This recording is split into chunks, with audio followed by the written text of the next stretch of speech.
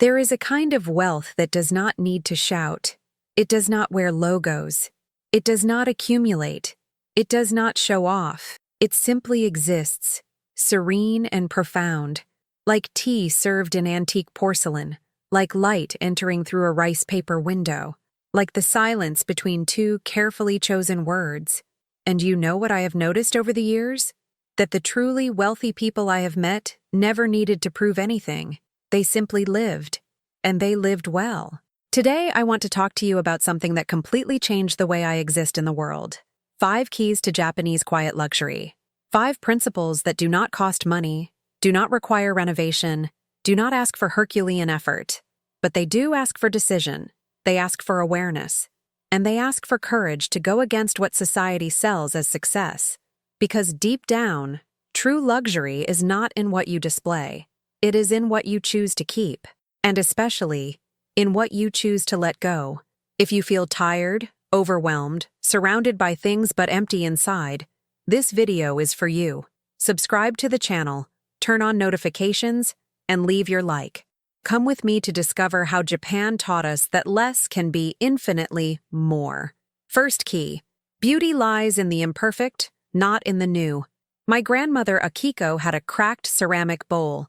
As a child, I asked why she did not buy a new one. After all, my parents had money. She smiled and showed me the crack. It had been filled with gold.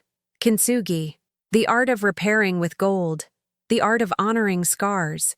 She told me that bowl had more history, more soul, more value than any perfect piece coming out of a factory. The Japanese call this wabi-sabi, the aesthetics of imperfection, the beauty of what ages, of what is authentic, of what carries marks of time. And this is completely revolutionary in a culture like ours, which sells eternal youth, digital perfection, disposable objects. Everything has to be new, shiny, flawless. But here is the truth. Perfect is boring. Perfect is cold. Perfect has no story. Think with me. What is more beautiful? An industrialized wooden table, all uniform without personality?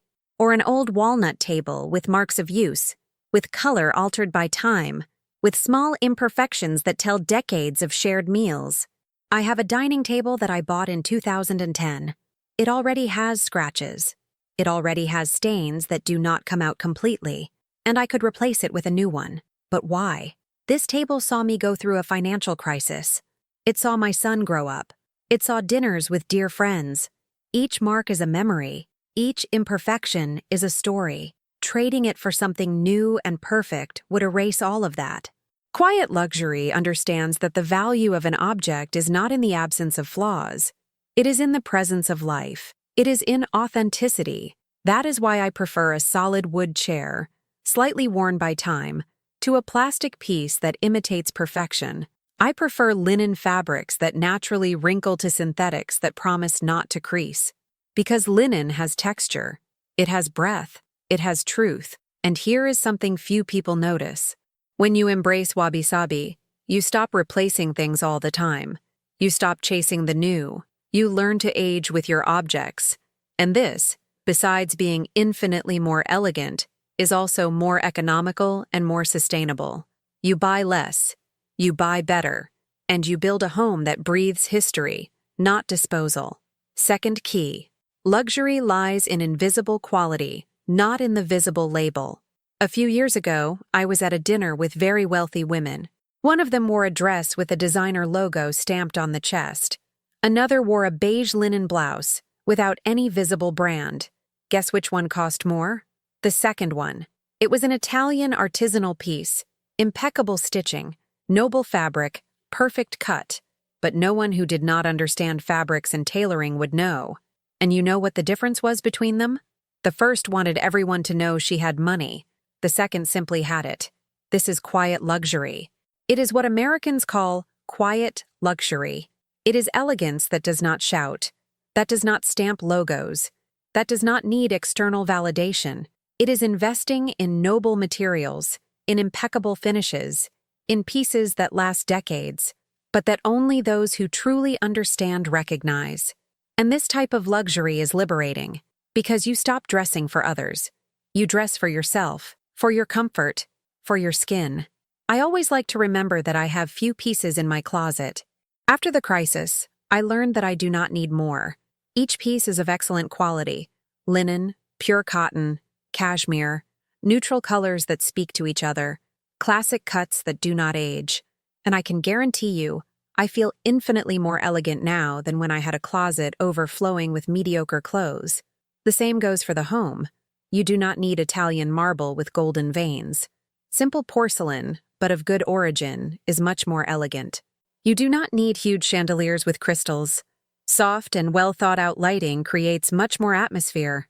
Quiet luxury is in the weight of an Egyptian cotton sheet, in the softness of a Turkish bath towel, in the silent glide of a well-made drawer, in details that no one sees, but that you feel.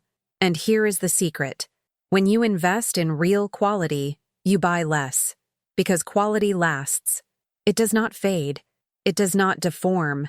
It does not need to be replaced every season. And this, besides being more sustainable, is also more economical in the long run. One expensive and well-made piece costs less than 10 cheap and disposable ones. It is mathematics. It is common sense. It is true sophistication. Third key: luxury lies in emptiness, not in filling. When I was a child, my mother loved to fill the house. Rugs upon rugs, trinkets on every surface, pictures covering entire walls.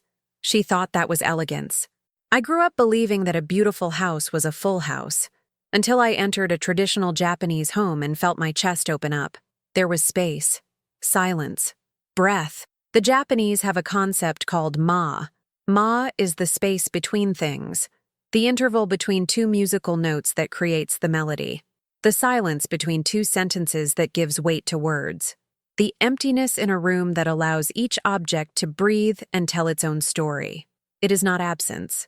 It is presence, presence of what truly matters. And when you understand this, everything changes. Because you see, we Westerners were trained to fill the schedule, fill the closet, fill every corner of the house, fill even the silence, because silence frightens us. But the problem is that when you fill everything, there is no space left for anything new to enter. There is no space for creativity, for rest, for peace. You become suffocated by your own excess. I remember a client who came to me a few years ago. She had a house of 250 square meters and felt claustrophobic. When I entered the living room, I understood immediately. There was too much furniture, too many cushions, too many objects. Everything competed for attention. Nothing rested. And she, in the middle of all that, could not rest either. We did a simple exercise. We removed half the furniture. We left only 3 decorative objects per room. We created intentional empty spaces. A week later, she called me crying, not from sadness, from relief. She said that for the first time in years, she could breathe inside her own home. Quiet luxury begins there. In understanding that emptiness is not poverty, it is sophistication. It is giving the things you love the stage they deserve. It is choosing a single beautiful sculpture instead of 10 mediocre ones. It is having a clean white wall instead of 3 paintings competing for space. It is the courage to say no to excess. Because deep down, accumulating is easy. Anyone accumulates. Having discernment to choose the essential? That is rare. That is luxury. Fourth key: luxury lies in having choice, not in having everything. The biggest change that Japanese minimalism brought me was not having fewer things. It was having more freedom. Financial freedom, because I do not spend on superfluities. Mental freedom, because I do not need to take care of 1,000 objects. Emotional freedom, because I am no longer attached to possessions. And freedom of time, because I choose where I invest my energy. Think with me. How many hours per week do you spend organizing things you do not even use? How many times have you bought something on impulse and then felt guilty? How many drawers in your house are stuffed with items you do not even remember you have? Each object you own has an invisible cost. It needs to be stored, cleaned, organized, managed. And when you have too much, you become a slave to your own possessions. Quiet luxury reverses this logic. It says that true wealth is having exactly what you need and love, nothing more, nothing less. It is opening the closet and finding only clothes you like to wear. It is opening the kitchen drawer and having only the utensils you actually use. It is looking at your living room and seeing only objects that bring you joy or serve a clear purpose. I remember when my son Kenji entered university in 2021. He wanted to take half of his room with him. I sat down with him and asked 3 simple questions for each item. Do you use this regularly? Does this bring you joy? Do you really need this to live well? In the end, he took only 2 suitcases. And you know what he told me 2 weeks later? That he had never felt so light. That for the first time he did not need to look for anything. Everything had a place. Everything had a purpose. This is the freedom that quiet luxury offers. It is not deprivation. It is curation. It is choosing consciously instead of accumulating automatically. And when you do this, something magical happens. You stop wanting. You stop comparing. You stop feeling like you are missing something. Because you already have enough. And enough, when chosen with intention, is abundance. 5th key. Luxury lies in ritual, not in rush. I will tell you something that may sound strange to those who live in a hurry. Every Friday, without exception, I do my kakeibo. It is the Japanese domestic financial control.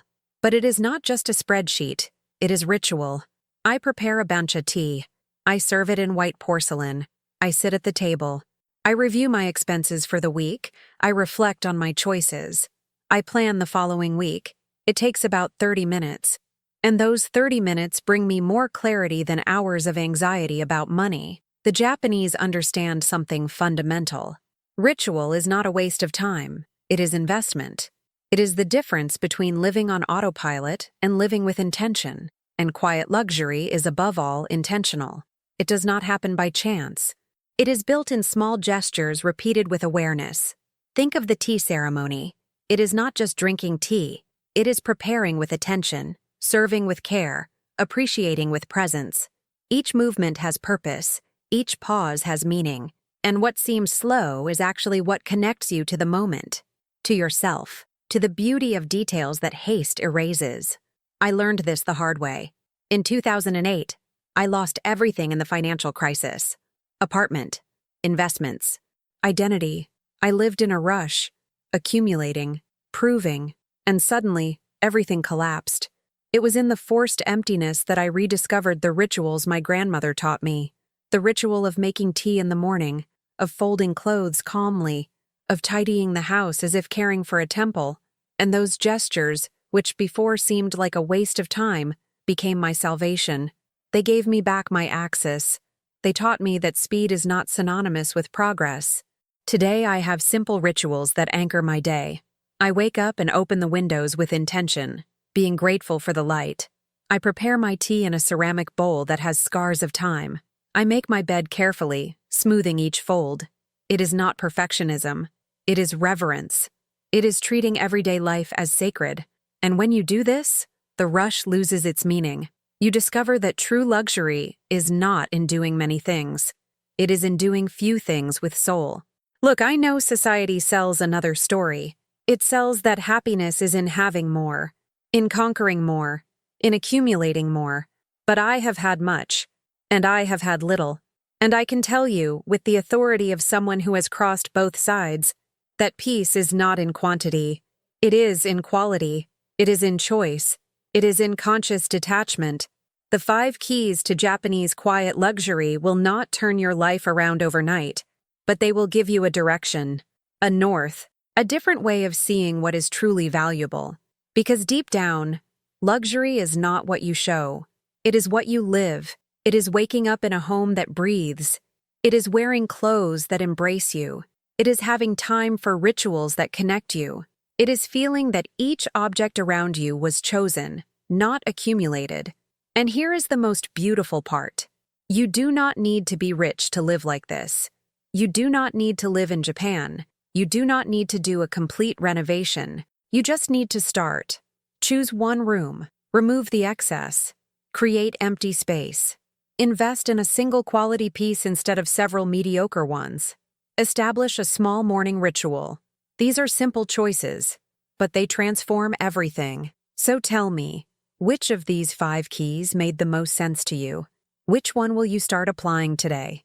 Because change always starts with a decision. And your decision can be the first step towards a lighter, more intentional, more truly luxurious life. If this video brought clarity, subscribe to the channel, leave your like, and share with someone who also needs to hear this.